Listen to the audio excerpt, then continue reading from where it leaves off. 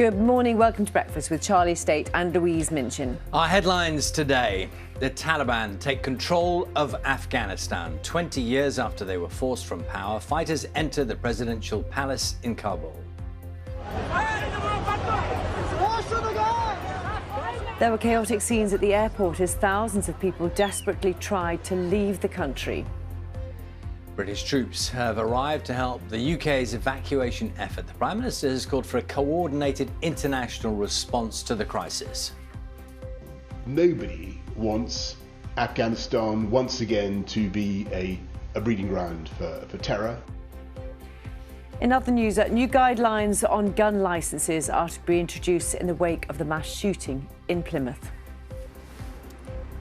Good morning. Changes to the rules on self-isolation if you're pinged by the NHS app. It could mean an end to the pingdemic for hospitality firms like this one. And we have an exclusive interview with the Olympic champion, Tom Daley. He tells me why he's taking some time out before deciding whether to continue with diving.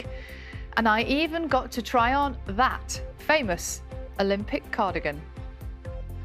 Good morning. This week's looking fairly quiet weather-wise. At times there'll be a lot of cloud. There'll be some patchy light rain and drizzle. And temperatures, well, there's no sign of the summer heat. I'll have all the details coming up in half an hour.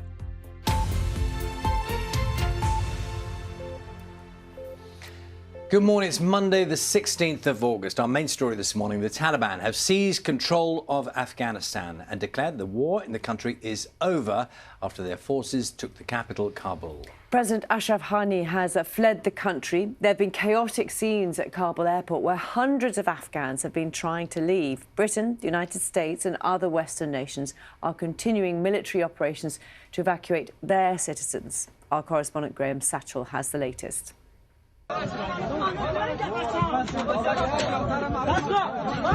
On board a plane due to leave Kabul overnight, but at the last minute they're told the flight won't be going. Passengers are forced to rejoin the chaos outside. There is panic and fear everywhere. For 20 years, Afghanistan has had stability, democracy and relative safety. It's all ended in a matter of days. A lucky few have made it out. This is Delhi airport and a mix of relief, anger and despair. I can't believe the world abandoned Afghanistan. Our friends are going to get killed. They're going to kill us. Our women are not going to have any more rights. The Taliban, forced from power by Western troops 2 decades ago, are back. They claim to have taken over every government department, including this, the presidential palace in Kabul.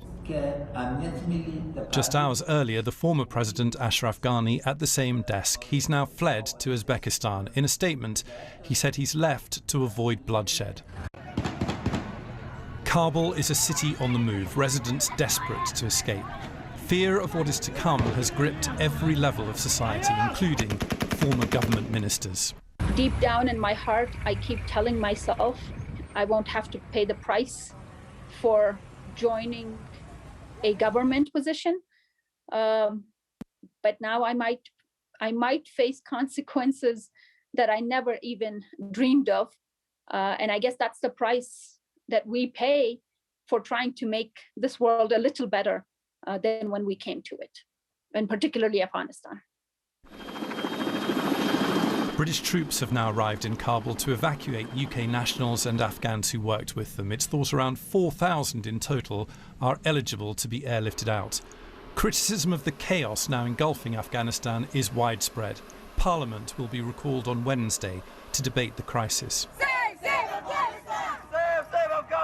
A protest outside the White House in Washington. America has long argued its troops couldn't stay in Afghanistan forever, and public opinion supports troop withdrawal. But serious questions are now being asked. Why was so much money spent, so many military lives lost, to simply allow the Taliban to walk back into power? The air over Kabul is full of helicopters as diplomats and embassy staff make their escape. On the ground, the people wait with growing fear. It was not meant to end like this. Graham Satchell, BBC News. Well, more than 60 countries, including the US, UK and Australia, have issued a joint statement urging the Taliban to allow people to leave Afghanistan if they want to. Let's speak to our political correspondent, Helen Katz, who joins us. Morning to you. And things have unfolded so quickly, haven't they? Just tell us what, from a political point of view, from the government here, is going to happen. Yeah, as you said, this is all moving so fast. So the government's absolute priority is getting those British nationals, those eligible Afghans, out of the country as quickly as possible. You heard in Graham's report there, they think there's about 4,000 people. We were told yesterday that the British ambassador in Afghanistan was at Kabul airport himself helping to process those applications. So that is the absolute immediate priority for the government. But they are also having to talk diplomatically to other countries. Boris Johnson was saying yesterday that he was very aware that he didn't want other like-minded countries to what he called prematurely recognise the Taliban. He said there would be a new regime, but they didn't know exactly what it would be. He also said the UK would work with the UN Security Council and other NATO countries to stop Afghanistan lapsing back into terror. Nobody wants Afghanistan once again to be a breeding ground for terror, and we don't think that it's in the interests of the people of Afghanistan that it should lapse back into that state, that pre-2001 state. You expect to hear more of those concerns about what will happen to the future of Afghanistan on Wednesday, when, of course, Parliament is being recalled from its summer break for a day so that MPs can discuss the situation. There are also calls this morning, as you mentioned, for what happens to those Afghans who do not want to stay in Afghanistan under the Taliban. What routes, what possibility is there for them to leave the country? And as you mentioned, there is this joint statement by more than 60 countries which call on senior people in Afghanistan to allow them to leave. It says that those in positions of power and authority across Afghanistan bear responsibility and accountability for the protection of human life, and that the Afghan people deserved to live in safety, security and dignity. Here, the Liberal Democrats are calling on the government to help establish what they're calling a safe passage corridor, a secure route to allow to an international border to allow Afghans who want to leave to be able to do so safely and securely. So those are the immediate concerns. There's also been some political criticism actually of the Foreign Secretary Dominic Raab after it emerged that he appears to have been on holiday. Now the Foreign Office says that he has been personally coordinating the response. He was due to return yesterday, but Labour have said that he has been AWOL and has said that is shameful. Helen Katz, thank you very much for that update. Now, police, just to let you know, well, actually, we'll be talking to the Defence Secretary, Ben Wallace, at 7:30 here on the programme. In other news this morning, police forces in England and Wales are being asked by the Home Office to review the way they deal with firearms applications following the mass shooting in Plymouth. A minute's silence will also be observed today to remember the 5 victims. Let's go to our reporter, Sarah Ransom, who's in Cannon before us this morning. Sarah, there have been a lot of calls for tighter rules on who can own a firearm, and in amongst that, it's going to be a very difficult day for a lot of people with this moment of silence later this morning.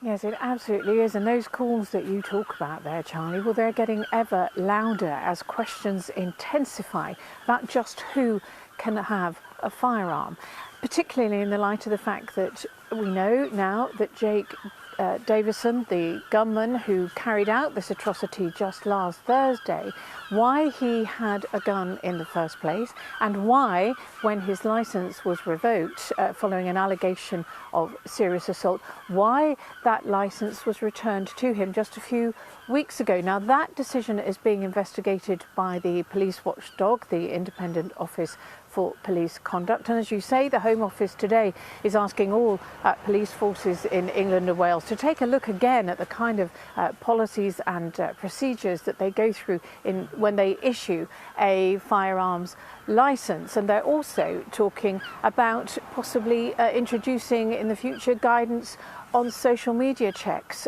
for any applicant. So you'll also remember that Jake Davison, the 22-year-old who committed these crimes here, he repeatedly posted hate-filled rants on his own social media outlets. Now, all of that, of course, little comfort to the people who live round here, who witnessed what went on that quiet summer's evening.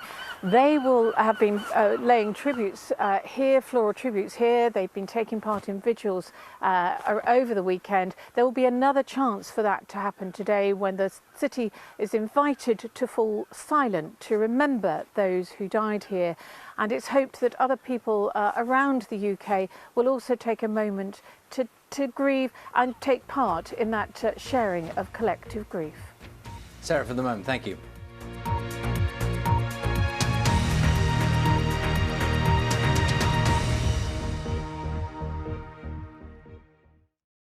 See the headlines as they happen and watch BBC News live in the app and get the full story with bbc.co.uk/news.